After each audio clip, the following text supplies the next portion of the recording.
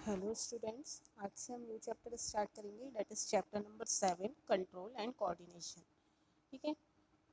देखो, previous chapter में हमने पढ़ा था लाइफ प्रोसेसेस, मतलब कि लाइफ को मेंटेन करने के लिए, मतलब कि किसी भी बॉडी मतलब किसी भी ऑर्गेनिज्म की बॉडी को पूरी तरीके से मेंटेन करने के लिए लाइफ प्रोसेसेस होती हैं। Like different kind of processes are there, है ना। जैसे रेस्पिरेशन की प्रोसेस हो गई, डाइजेशन की हो गई, एक्सक्रीशन की हो गई, सर्कुलेशन की प्रोसेस हो गई। ये हमने देखा था लास्ट चैप्टर में। अब हमें देखना है कंट्रोल एंड कोऑर्डिनेशन, मतलब कि बॉडी में किस तरीके से कंट्रोल एंड कोऑर्डिनेशन किस तरीके से वर्क करता है। ठीक है ना। देखो, सिंपल लैंग्वेज में अगर हम बोलें तो कंट्रोल कंट्रोल मतलब कि हमारे पूरी बॉडी मूवमेंट्स पर डिफरेंट डिफरेंट एक्टिविटीज़ हो रही हैं बॉडी के अंदर। ठीक है ना। तो उसका एक प्रॉपर वे में कंट्रोल होना, मतलब कि कब कितना उसका यूज़ होना किसी भी मूवमेंट का, वो होता है कंट्रोल। कोऑर्डिनेशन मतलब कि डिफरेंट पार्ट्स हैं बॉडी के, वो किस तरीके से कोऑर्डिनेटली वर्कआउट करें एक दूसरे के साथ। ठीक है ना। तो देखो, in previous chapter we looked at the life processes involved in the maintenance and the function of living organism। हमने लास्ट चैप्टर में ऑलरेडी देख लिया कि किस तरीके से लाइफ प्रोसेसेस में डिफरेंट डिफरेंट फंक्शंस हैं जो मेंटेन होते हैं लिविंग ऑर्गेनिज्म के थ्रू। ठीक है ना। अब हमको देखना है इस चैप्टर में कंट्रोल एंड कोऑर्डिनेशन। तो देखिए, अब कंट्रोल एंड कोऑर्डिनेशन क्यों ज़रूरी है? क्योंकि अगर पूरी तरीके से कंट्रोल और कोऑर्डिनेट रहेगी बॉडी, मतलब कि प्रॉपर फंक्शन करेगी बॉडी एक प्रॉपर मैनर में, ठीक है ना, दैट इज इम्पॉर्टेंट।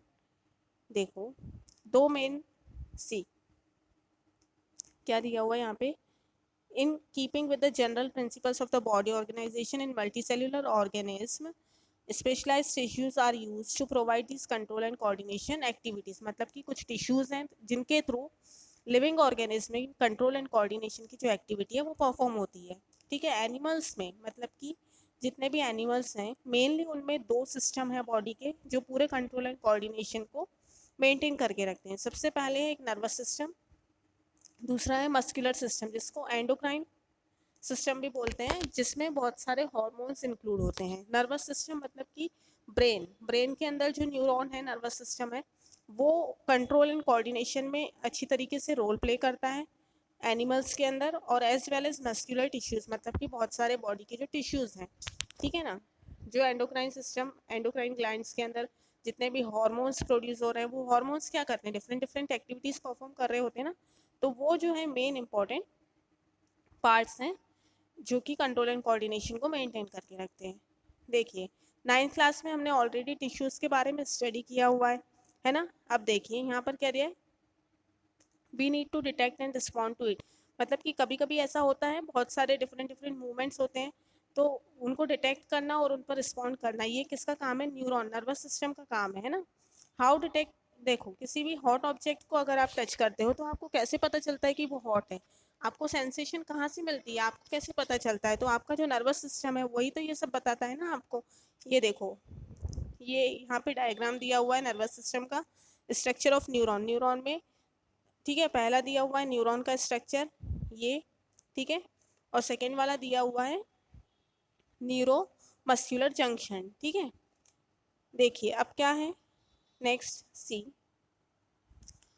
देखो, हमारी बॉडी में डिफरेंट डिफरेंट रिसेप्टर्स प्रेजेंट होते हैं जो डिफरेंट डिफरेंट मतलब कि कोई भी एक्टिविटी हो रही है उसको डिटेक्ट करने में वो हेल्पफुल होते हैं। ठीक है। वो रिसेप्टर्स जो होते हैं they are helpful to detect the different activities. ठीक है ना।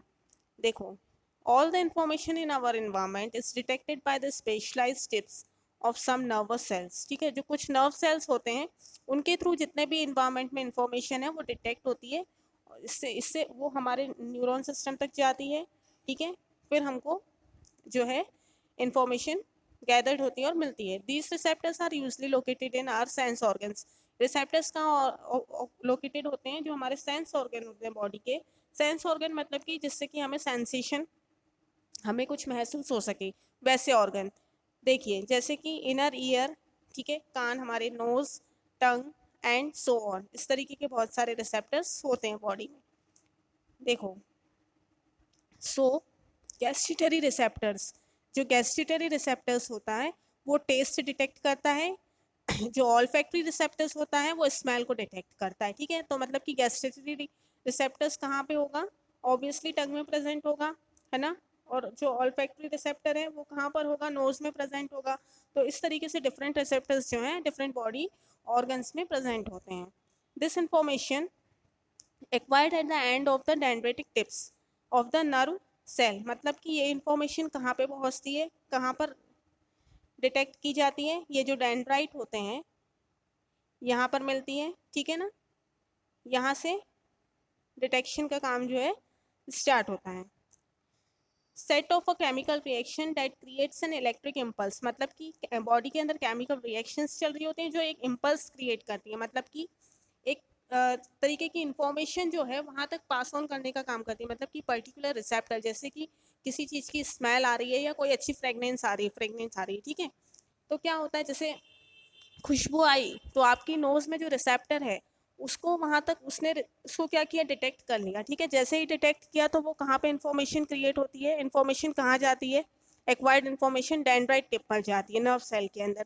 इसके बाद आपको पता चलता है कि हाँ, और इतना क्विक रिस्पॉन्स होता है कि ये सब सोचने का वक्त नहीं होता, मतलब कि बहुत ही किस तरीके का रिस्पॉन्स होता है, क्विक रिस्पॉन्स होता है। क्विक रिस्पॉन्स मतलब कि रिफ्लेक्स एक्शन जिसको बोलते हैं, जिसके बारे में अभी हम आगे पढ़ने वाले हैं, ठीक है। देखो किस तरीके से इंफॉर्मेशन जो है ट्रैवल करती है। This impulse travels from the dendrite to the cell body, dendrite में जाने के बाद बॉडी के सेल्स में जाती है, फिर कहाँ जाती है, along to the axon to its end, ठीक है ना, मतलब कि ये जो एक्सॉन वाला पार्ट होता है यहाँ से पूरे सेल बॉडी में जाती हैं, ठीक है ना। At the end of the axon electrical impulse sets off to release some of the chemicals, जब एक्सॉन के वहाँ पे जाती है तो कुछ केमिकल रिलीज करती है information. These chemical cross the gap, ठीक है ना, क्रॉस द गैप और the snaps and start similar electrical impulses in the dendrite of the next neuron, मतलब कि न्यूरॉन के डेंड्राइट के नेक्स्ट वाले पार्ट में पहुंच जाती है। This is a general scheme how the nerve impulses travels in the body, ये एक नॉर्मल स्कीम है, मतलब कि एक नॉर्मल पाथवे है कि किस तरीके से जो नर्व इम्पल्स हैं वो पूरे बॉडी में किस तरीके से ट्रैवल होती हैं, मतलब कि एक नॉर्मल सा पाथवे है। मतलब सबसे पहले कहाँ जाती हैं, सी, दिस इज जनरल पाथवे कि इलेक्ट्रिकल इम्पल्स जो हैं कुछ केमिकल्स रिलीज करती हैं, वो केमिकल्स, ठीक है ना, गैप्स में फिल हो जाते हैं, फिर वहाँ से कुछ इलेक्ट्रिकल इम्पल्स फिर से स्टार्ट होती हैं डेंड्राइट के नेक्स्ट, मतलब कि डेंड्राइट के बाद जो न्यूरॉन प्रेजेंट है वहाँ तक जाती हैं, फिर वहाँ से क्या होता है, नर्व इम्पल्स जो है पूरे बॉडी में ट्रेवल करती हैं, मतलब कि आपको पता चल जाता है। The similar snaps finally allows delivery of such impulses from neurons to other cells, इसी तरीके से बाकी की इम्पल्सेस भी जो है वो इस तरीके से ट्रेवल करती हैं, जैसे कि मसल सेल्स और ग्लैंड्स में, ठीक है। अब देखो नेक्स्ट क्या दिया हुआ है, it is thus no surprise the nervous tissue is made up of an organise network, मतलब कि नर्वस सिस्टम में क्या है, बहुत सारे नेटवर्क्स, मतलब कि बहुत सारे कनेक्शंस है, जैसे कि नर्व सेल है, न्यूरॉन्स है, specialised conducting information via the electrical impulse from one part of the body to the another, मतलब कि यहाँ से नर्व सेल से एक पार्ट से दूसरे पार्ट में क्या होता है, इंफॉर्मेशन जो है ट्रेवल हो रही होती है, मतलब कि पास ऑन हो रही होती है, ठीक है ना। अब देखो यहाँ पर एक फिगर दिया हुआ है 7.1 जिसमें न्यूरॉन के कुछ पार्ट्स दिए हुए हैं, और नेक्स्ट बी वाला जो है उसमें क्या है, न्यूरोमस्कुलर जंक्शन दिया हुआ है, मतलब कि where information is acquired through which the information travels as an electrical impulse and where the impulse must be converted into chemical signals of onward transmission, मतलब कि कैसे इंफॉर्मेशन आती है, ये न्यूरोमस्कुलर जंक्शन पे इंफॉर्मेशन आती है, किस तरीके से जो है पूरी तरीके से ट्रैवल करती है, ठीक है।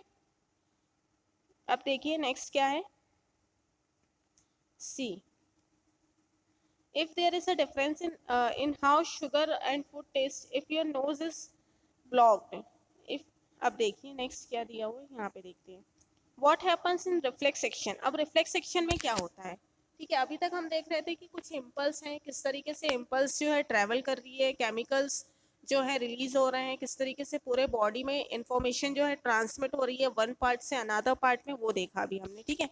अब हम देखेंगे what happens in the reflex section, मतलब कि रिफ्लेक्स सेक्शन में क्या होता है, क्या है रिफ्लेक्स सेक्शन की एक्चुअल प्रोसेस, ठीक है। देखो रिफ्लेक्स एक्शन स्टार्ट करने से पहले एक बार ये और अच्छे से समझ लेते हैं। देखिए लिविंग ऑर्गेनिज्म जो है रिस्पॉन्ड करते हैं, रिएक्ट करते हैं बहुत सारे डिफरेंट डिफरेंट फंक्शंस में, स्टिमुले में। जैसे कि कोई हीट है या कोई लाइट हमारे सामने आंखों में आ रही है, कोई चीज़ है जो बहुत ज़्यादा कोल्ड है, मतलब कि टच प्रेशर, ठीक है ना। ये सब क्या होता है, हमारी बॉडी इस चीज़ को क्या कर रही है, इस पर रिस्पॉन्ड करती है, रिएक्ट करती है। बहुत ज़्यादा अगर कोई चीज़ हॉट है तो उस पर भी हमारी बॉडी रिएक्ट करेगी। एकदम से आप किसी गर्म चीज़ को हाथ नहीं लगा सकते, क्यों? क्योंकि आपकी बॉडी को पहले से पता है। लेकिन अगर किसी बाय चांस, बाय मिस्टेक अगर किसी गर्म चीज़ में आपने हाथ लगा लिया तो आपकी बॉडी तुरंत रिस्पॉन्ड करती है, मतलब कि आपका हाथ वहाँ से तुरंत आप हटा देते हैं, राइट। देखो example, withdrawal of the hand of the touching hot objects, है ना। जैसे ही किसी हॉट ऑब्जेक्ट को अपन टच करते हैं तो हमारा हाथ वहाँ से तुरंत हट जाता है, क्यों? ये क्विक रिस्पॉन्स होता है बॉडी के अंदर। तो यही होता है कंट्रोल एंड कोऑर्डिनेशन बॉडी का। अब देखो control and coordination in animals, just अभी आपको पता है कि दो मेन सिस्टम है जो पूरी बॉडी को कंट्रोल एंड कोऑर्डिनेट कर रहे हैं। एक है हमारा नर्वस सिस्टम, दूसरा है हमारा एंडोक्राइन सिस्टम। अब नर्वस सिस्टम क्या है, किस तरीके के उसके फंक्शंस हैं, ये देख लेते हैं इन शॉर्ट, ठीक है। देखो नर्वस सिस्टम का काम है इंफॉर्मेशन को रिसीव करना एनवायरनमेंट से, ठीक है। और दूसरा क्या काम है कि वो जो इंफॉर्मेशन उसने एनवायरनमेंट से रिसीव की है उसको वेरियस बॉडी पार्ट्स में क्या करना, पूरे बॉडी पार्ट्स में ट्रांसमिट करना, ठीक है ना। मतलब कि रिस्पॉन्ड करने का काम नर्वस सिस्टम के थ्रू हो रहा है। The act accordingly through muscles and glands, मतलब कि उसको एक पर्टिकुलर मसल्स और ग्लैंड के अकॉर्डिंग उसको एक्ट करना होता है। ऐसा नहीं है कि आपको मतलब कोई स्मेल आई तो ये नहीं है कि उसके लिए आप रिस्पॉन्स कर रहे हो तो दूसरे कोई रिसेप्टर्स उसके लिए रिस्पॉन्स करेंगे, ऐसा नहीं है, ठीक है ना। अब स्टिमुलस क्या है ये देख लो, any change in the environment और within that bring about the reaction, ठीक है ना। मतलब कि किसी भी इन्वायरमेंटल चेंज होना, इन्वायरमेंट में किसी भी तरीके का चेंज होना और उसके ऊपर कोई रिएक्शन आना, ठीक है ना। जैसे कि आपको हॉट वाटर का एग्जांपल दिया हुआ है, ठीक है, या हॉट प्लेट को टच करना, तो आप तुरंत इन्वायरमेंट में चेंज हुआ कि सामने कुछ हॉट रखा हुआ है, उसको आपने टच किया, तुरंत आपने रिस्पॉन्ड किया, राइट। कोई बहुत ठंडी चीज़ है उस पर आपका हाथ लगा, तुरंत आपने रिस्पॉन्ड किया, ठीक है। कुछ करंट लगा तो करंट में तुरंत रिस्पॉन्ड करते हैं ना, तो वो होता है स्टिमुलस, ठीक है। मतलब कि सडन रिस्पॉन्स। अब रिस्पॉन्स क्या है, देखो the reaction of our body to those changes, मतलब कि उन चेंजेस में हमारी बॉडी का रिएक्शन करना, मतलब कि रिएक्ट करना बॉडी को, ठीक है। अब how we detect that we are touching a hot object. अब हम डिटेक्ट कैसे करेंगे कि हमने हॉट ऑब्जेक्ट टच किया, तो ये क्या हेल्प करते हैं, रिसेप्टर्स जो होते हैं वो हमें बताते हैं, ठीक है। देखो are specialized tips of some nervous cells that detect the information from the environment, मतलब कि नर्वस सेल में कुछ स्पेशलाइज्ड रिसेप्टर्स प्रेजेंट हैं जो हमें डिटेक्ट करने में हेल्पफुल होते हैं किसी भी इन्वायरमेंटल इंफॉर्मेशन को, ठीक है ना। हम उनको रिसेप्टर्स भी बोलते हैं और सेंस ऑर्गन्स भी बोलते हैं। देखो ये वेरियस रिसेप्टर्स के नेम दिए हुए हैं। देखो सी, एक होता है इनर ईयर, ठीक है, photo receptors for the I, skin के लिए रिसेप्टर्स होते हैं, ठीक है। अब इनर ईयर है तो देखो hearing balance of the body, ठीक है, ये हियरिंग और बैलेंस ऑफ द बॉडी, मतलब कि सुनने में और बॉडी को बैलेंस करने में इनर ईयर जो है वो हेल्पफुल होते हैं। फोटो रिसेप्टर्स जो आई के लिए, मतलब कि विजुअल स्टिमुलस, मतलब कि आंखों के सामने कोई चीज़ दिख रही है उसके लिए फोटो रिसेप्टर्स होते हैं। स्किन के लिए होता है pain touch skin receptor, skin है हमारी जो, वो भी एक रिसेप्टर का काम करती है। वो हमें मतलब कि एहसास दिलाती है कोई चीज़, किसी चीज़ का दर्द हो रहा है या कुछ चीज़ हमने टच की है या कुछ गर्म लग रहा है तो वो हमारी स्किन रिसेप्ट करती है। Skin is also kind of receptor, ठीक है। फिर एक होता है ऑल्फैक्टरी रिसेप्टर, जिस जो नोज में प्रेजेंट होता है, जो स्मेल को डिटेक्ट करने का काम करता है। गस्टेटरी रिसेप्टर जो टंग में प्रेजेंट होता है, वो टेस्ट को डिटेक्ट करने का काम करता है, ठीक है। अब देखो न्यूरॉन क्या है, न्यूरॉन क्या है, एक स्ट्रक्चरल और फंक्शनल यूनिट है किसकी, नर्वस सिस्टम की। नर्वस सिस्टम जो ब्रेन में प्रेजेंट है। न्यूरॉन के मेनली तीन पार्ट्स होते हैं, एक होता है डेंड्राइट, एक होता है सेल बॉडी और एक्सॉन, और एक होता है स्नेप्स, ठीक है।